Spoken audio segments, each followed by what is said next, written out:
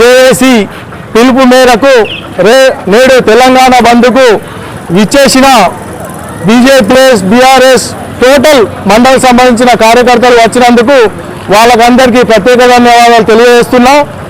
బీసీలకు మనము 56% ఉండి కేవలం 42% రిజర్వేషన్పై పోరాడుతున్నాం. ఆ పోరాటానికి మీ అందరూ మద్దతు తెలిపినందుకు మరొకసారి మీకు అందరికీ ధన్యవాదాలు తెలియజేస్తున్నా. బీసీలో అనగానే ఒక కుటుంబంలో ఒక బస్ ఎక్కితే ఎంతమంది ఎక్కితే అంతమంది టికెట్లు తీసుకుంటారు. అదే కంట్రోల్ బియ్యం వస్తే కుటుంబంలో ఎంతమంది పిల్లలు ఎంతమంది ఉంటే అంతమందికి బియ్యం వస్తున్నాయి.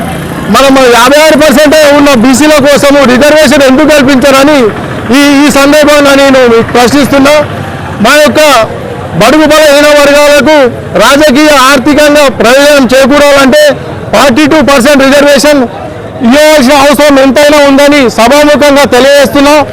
నేడు అసెంబ్లీలో రేవంత్ రెడ్డి గారి ముఖ్యమంత్రి అధ్యక్షున ఆల్ పార్టీస్ ఏకగ్రీవం బీసీలకు 42% రిజర్వేషన్ ఇవ్వాల్సిందని, కానీ సెంట్రల్లో దాన్ని ఆమోదించకుండా నిర్లక్ష్యం చేస్తున్నారు. దాన్ని మన బీజేపీకి సంబంధించిన 2 పార్లమెంటు సెంట్రల్ మినిస్టర్స్ ఉన్నారు. మనం అందరూ ఆ సెంట్రల్ మినిస్టర్కు ఒత్తిడి వేసి ఆల్ పార్టీస్ తరఫున పార్లమెంటులో ఆమోదించుకోవాల్సిన అవసరం బీసీల పైన ఎంతైనా ఉందని సభాముఖంగా తెలియజేస్తున్నాం. అదేవిధంగా ఏమైనా బీసీలు రాజకీయంగా ఎదిగినప్పుడే మన యొక్క కనీస అవసరాలు తీర్చుకోగలుగుతాం.